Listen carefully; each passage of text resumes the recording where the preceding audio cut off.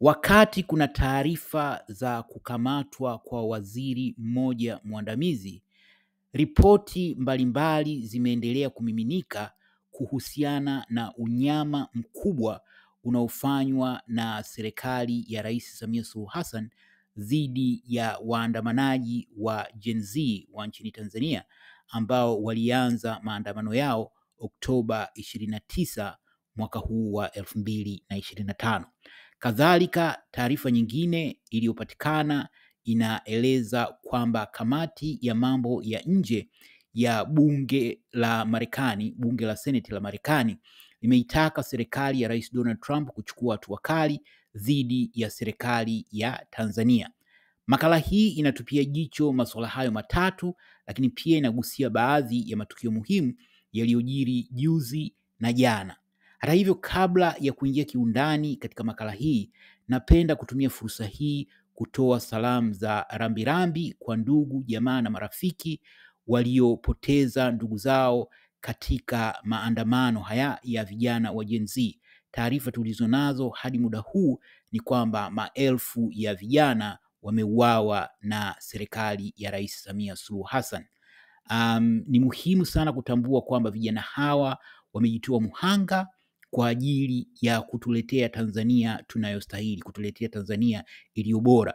Vijana hawa wamefanya kitu ambacho Watanzania wengi kabisa wameshindwa kukifanya kwa miaka kadhaa.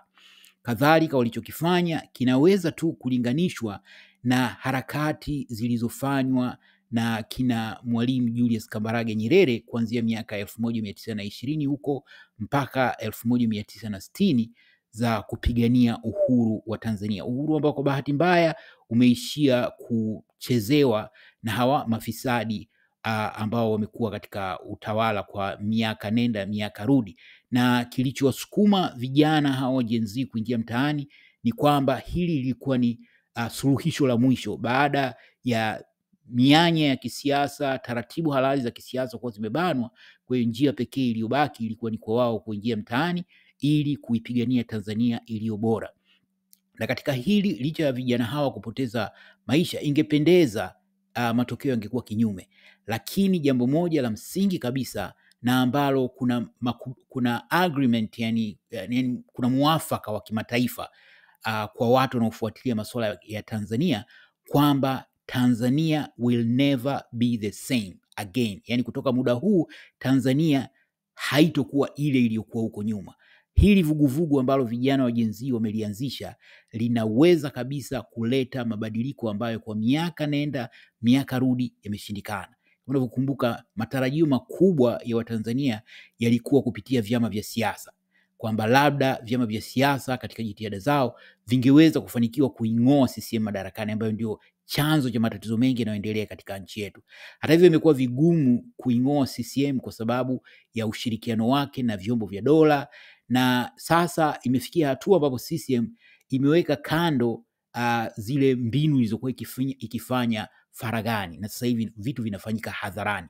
Unavyoshuhudia kwa mfano maendeleo ya kesi ya Mheshimiwa Tundu Antipas Lissu, jitihada zilizofanyika za kujaribu kuihujumu Chadema na vitu vingine ambavyo zamani vilikuwa vikifanyika kwa faragha, lakini sasa vinafanyika hadharani. Kwa hiyo vijana hao waliona kuwa njia pekee ni sio tu kuachia wanasiasa wa upinzani kufanya jitihada kuikomboa Tanzania, bali wao waingie mtaani. Kwa bahati mbaya, matokeo ndio yamekuwa haya. Hata hivyo, itakuwa sio vema kuangalia swala hili kama limefeli, kwa sababu baadhi ya watu wanadhani kuwa labda kazi iliyofanywa na wao vijana kwa maisha yao yamepotea bure, damu yao imemwagika bure. Hapana. Watakaofanya damu ya vijana hawa imwagike bure ni Watanzania waliokuwa wakipiganiwa na vijana hawa. Kwa hiyo njia bora ya kuwaenzi vijana hawa ni kutekeleza yale yote ambao walikuwa wakiyapigania. Tutayagusia kwa kifupi katika makala hii. Kama nilivyosema hapo awali, kumepatikana taarifa kwamba waziri mmoja mwandamizi amekamatwa. Chanzo cha kukamatwa kwake hakiko bayana sana, lakini kinadhaniwa kwamba inahusiana na hili zuio la mtandao, kwamba mtandao ulikuwa umedhibitiwa, lakini inaonekana kwamba baadhi ya taarifa zilikuwa zinavuja. Sasa kwa kweli ni waziri ambaye anahusika na kuhakikisha taarifa hazivuji, yayumkinika kudhaniwa kuwa amekamatwa kwa sababu hiyo, lakini maelezo yanadai kuwa kulikuwa na changamoto nyingine za kibinafsi ambazo yapelekea kukamatwa. Hata hivyo maelezo bado hayajapatikana kwa ukamilifu sana. Kama unavyofahamu, kwa takriban siku 5 kulikuwa hakuna mtandao wa internet. Kwa hiyo upatikanaji wa taarifa kwa sisi tulioko nje ambao tunatarajia taarifa kutoka huko nyumbani, kama ilivyokuwa ngumu kwa huko nyumbani kufanya mawasiliano, imekuwa vigumu kupata undani wa tukio hilo. Pindi Jasusi TV itakapopata taarifa kamili, itawaletea maelezo kwa kina. Hata hivyo, kuna taarifa pia kwamba tukio hilo ni moja tu kati ya matukio mengi yanayoendelea kimya kimya ndani ya CCM kwa upande mmoja na serikali kwa upande mwingine, na hayo yanahusiana hasa na swala la maandamano, kwa sababu inadaiwa kwamba ndani ya CCM na serikalini kuna watu waliokuwa wakiunga mkono ajenda ya maandamano, lakini kwa usiri, kwa kuhofia kuchukuliwa hatua. Na inaelezwa kwamba baadhi ya wagombea wa Chama cha Mapinduzi, hasa wale waliokatwa wakati wa mchujo wa kuwania ubunge na udiwani, wako ndani muda huu wakituhumiwa kwamba walishiriki kuhamasisha maandamano. Na hili la baadhi ya wana CCM kuhamasisha maandamano sio siri sana, kwa sababu baadhi yetu tumeona messages zilizokuwa zikitumwa na baadhi ya wana CCM kuwa encourage watu mbalimbali kushiriki kwenye maandamano. Lakini hili ni dogo. Kubwa ni kwamba huko tunakokwenda mbele, baada ya Samia kumalizana na hawa vijana, hatujui lini atasimamisha hiyo kampeni yake ya kuwaua hawa vijana, lakini kinachofahamika ni kwamba baada ya hilo ndio kile ambacho jasusi wanapenda kukiongea sana kwenye mitandao ya kijamii, kwamba mchawi akimaliza kuroga mtaa mzima huwa anahamia kwenye familia yake. Kwa hiyo baada ya kumalizana na hayo ya mtaani, watarudi huko ndani, kwa sababu serikali hii itakuwa ni ya mashaka, ya kuhofia kuhusu huyu karipoti, huyu anafuatilia. Halafu sera ya majungu ilitawala sana katika awamu iliyopita na inatarajiwa kutawala zaidi katika awamu hii ambayo itakuwa ni serikali ya mashaka, kwa sababu hili tukio la kupora uchaguzi, lakini haya mauaji yamefanya dunia nzima iwe inaiangalia Tanzania. Na hata jana kulipofanyika huko kujiapisha kwa Rais Samia Suluhu Hassan, kwa hakika mtandaoni ilikuwa ni kama kituko na ni kituko na vichekesho. Baada watu walikuwa wanacheka, wanadhihaki na kila kitu, na baadhi ni viongozi wachache tu ambao mpaka muda huu wametoa salamu za pongezi, lakini baadhi ya viongozi kama Afrika Kusini, Botswana na nchi nyingine wamekaa kimya, hawajatoa salamu za pongezi, kwa sababu imeonekana bayana kwamba hakukuwa na uchaguzi. Lakini hata huko kutokuwa na uchaguzi kumeambatana na ukandamizaji wa hali ya juu dhidi ya hawa vijana. Na katika hilo la uchaguzi, waangalizi kutoka SADC hawa kila mara huwa wanalaumiwa kwamba ripoti zao huwa zinapendelea serikali zilizoko madarakani, zinapendelea vyama vilivyoko madarakani.